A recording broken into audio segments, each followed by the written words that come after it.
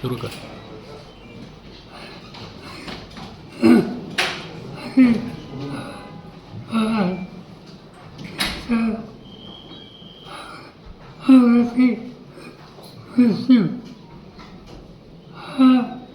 हा रस्त्याला एक प्रचंड असा धक्का आहे.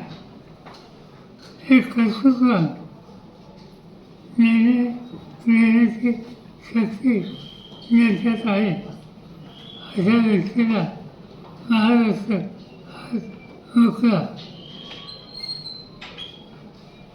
हे काही नुकसान झालं ते भरून निघणार नाही, पण सगळ्याच गोष्टी आपल्या हातात असतात.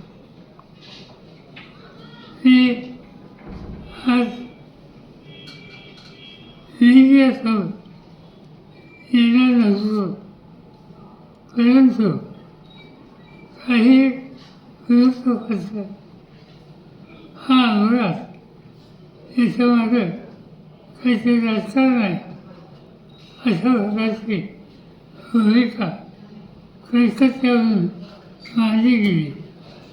याच्यात राजकारण नाही, हा निवड अपघात आहे. त्याच्या यातना महाराष्ट्राला आम्हा सर्वांना सतत असतात. कृपा करून इथं राजकारण आणू नये एवढंच सांगायचं.